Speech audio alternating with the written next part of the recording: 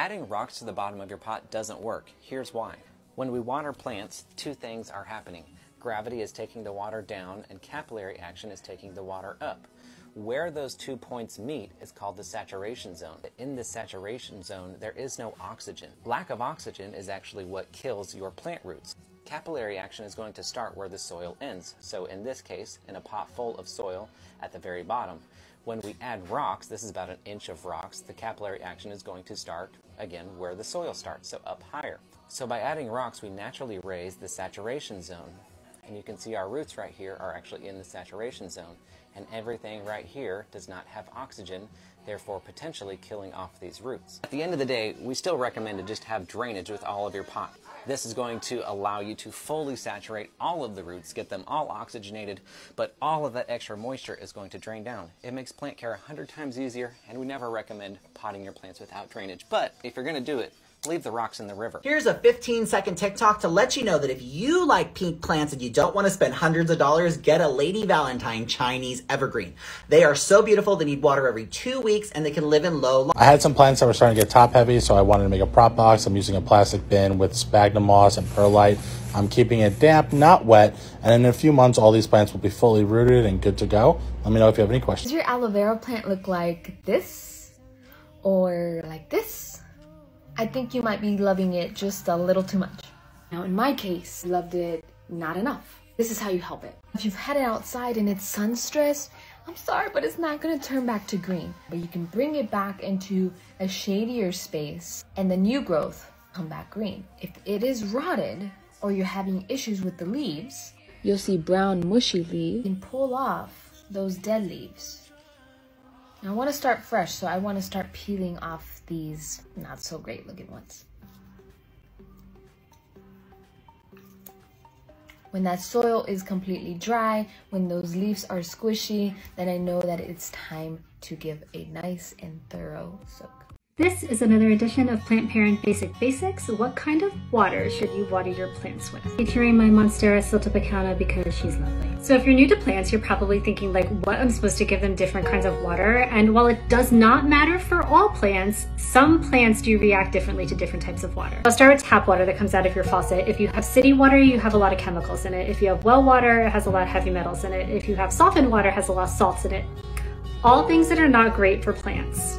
Some plants that can cause like browning or yellowing leaves, and you'll get like buildup on the pot or in the soil, and you can see it come out in the leaves as well too. Full transparency, I have softened well water and I water most of my plants with it and they're fine, like they're clearly growing. For watering with tap water, it's going fine. Keep it up. This is the best option to me. It's inexpensive and it comes straight into your home. If you have plants that seem bothered by the tap water, like calatheas and ferns are notorious for this, the best water for them by far is rainwater. Pros are that rainwater is completely free, and the cons are that you're at the mercy of the weather and you need a system for collecting it. Bottled spring water is also good. It has trace minerals in it, but none of the other chemicals and stuff. Water also has the benefit of being void of contaminants, but it's also void of all those minerals that are helpful for your plant. So if you go that route, make sure you fertilize.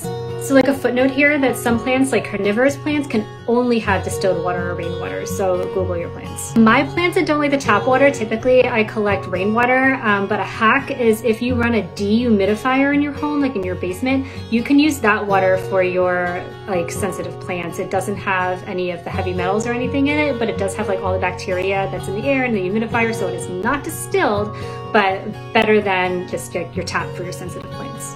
As far as like filtered water from like a Brita pitcher or something, if you have a plant that's sensitive to tap water, I feel like it's going to have all the same problems with this filtered water. I use it as my drinking water, but I'm not entirely sure it removes all that much. I think that's just a thing that we do to make ourselves feel better. One last hack, if you have a freshwater fish tank, that aquarium water is excellent for your plants. It has all of the good stuff from fishies living in it and mild fertilizers. It's really good for propagations too. I feel like that was a lot, but I hope it helps, so let me know if you have questions. Let me show you. A lot of my plants start off like this. All I need are bobby pins and obviously a plant that starts trailing. This one has been pinned quite a few times, so that's why it's so full now. All I do is find the node and very carefully arrange it and pin it back into the soil, and eventually it starts growing roots, and that's how I get my plants to be nice and full. I get asked this question a lot. How much water should you give your plant when you're bottom watering it? Well, I'm gonna tell you, you will probably be surprised at the amount you wanna actually pour. You can keep pouring this water until the bowl is all the way full. Like keep going, keep going, keep going. Because overwatering your plant has nothing to do with the amount of water you give your plant when you're watering it. It is about the frequency of how often you water. So if you overwater your plant, you're watering it too often. You can fill up this bowl and let that plant soak for about 40 to 60 minutes, and your plant will soak up the water it needs, and you'll have a happy plant. It'll also prevent gnats from breeding in the top layer of your soil. So lots of benefits to bottom watering, and that is how much you should water. Follow me on TikTok for more plant care videos, and I'll see you in the next one. This could be one reason why your plants keep dying on you. Even if you're saturating your plants, they could still be dry underneath the surface soil, especially ones that have been in the same pot for a long time. So before you water, make sure you dig up the surface soil and use a chopstick to dig some holes. This little trick has helped me make my plants absolutely thrive. I want you guys to test this out, so go ahead, stitch me. I want to see if your plants are dry underneath even after a really good water. Hi plant friends, today we're doing some lazy air layering. What is air layering? It's basically pre-rooting your plant a little bit before giving it the chop. Usually you chop and you prop. This is like propping and then chopping. You can do it a lot of ways, but today my supplies are moss, a little piece of plastic, and some tape. Right here is my lovely assistant. This is where I plan on eventually chopping, and as you can see, we already have an aerial root forming here. If you have these small pots and don't have a use for them, you can also cut them in half and air layer inside of them. Basically, just save everything. I'm gonna start with some moss in here. It's probably plenty. Have a piece of tape ready and fold her down and wrap around. And I'm gonna tape it like that. Because it makes the plant a lot heavier, I'm gonna move this twist tie so it doesn't rub against this growth point and secure it around the moss. It's not exactly cute, but there's no moss sticking out the top or bottom. However, there is a small opening if I want to get in there with some water again. Hopefully she can be chopped in a couple weeks. This also makes the propagating process way less nerve-wracking when it comes to those plants that are hard to replace. You don't need fancy supplies, so try it out. Let's answer some of the most commonly asked questions from my orchid video. These are air roots. They're good for your plants. I only cut them if they're dry, they're cracked, or they're rotted. But if not, and they're white or silvery like this, leave them alone.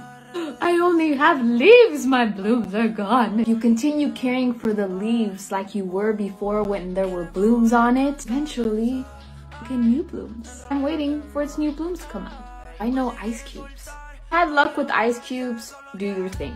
These plants are tropical plants. Imagine that you are out in nature, it is hot outside, all of a sudden you go and submerge your body in ice cold water. It's gonna shock you, shock your system. It shocks the roots, don't shock your roots. What about repotting? An orchid or any plant, leave it alone unless there's issues. I eventually want to repot this. Repot it in is either just plain orchid bark or a combination of orchid bark and sphagnum moss. Hope this helps. Let's propagate a snake plant. First things first, I'm going to sanitize my shears with hydrogen peroxide. Then I'm going to run off to my plant, pick the leaf I want to propagate from. I'm going to pick this big one. I'm going to identify the bottom and start making my cuttings. It's super important that you place the bottom of the leaf in the water. Otherwise, your roots will not grow. So I like to make these V cuttings to make sure that I know which is top and which is bottom. You only want to cover about 1/4 of the tissue with water. Otherwise, you will be risking rotting the leaf. And you got to be super patient because it can take up to 8 weeks for your roots to start growing. How do I know if my plant needs water? First, I want to say that different plants have different watering needs. So you got to be sure to research and find out what your plant's watering needs are first. For example, your snake plants, your Hoyas, your succulents, they like to get dry before they get watered again, meaning bone dry in the soil. Your philodendrons and your pothos like to get about 75% dry before they like to get watered again. And then your prayer plants only like to get about 25 to 33% dry before they get watered again. Once you figure that out, the way that I like to tell if my plant needs water is by actually touching the soil. For sure you can get a moisture meter, but I like to kind of just get a sense with my hand. It also gives me a chance to get close with my plant and see if there's anything else I might be missing. So you take this magical tool, your finger, and you stick it in the soil. See, just stick it like that. It came out and there's almost no soil on my finger, which means that this plant needs water. This would mean it doesn't, or in some cases you can just look and see it's dry.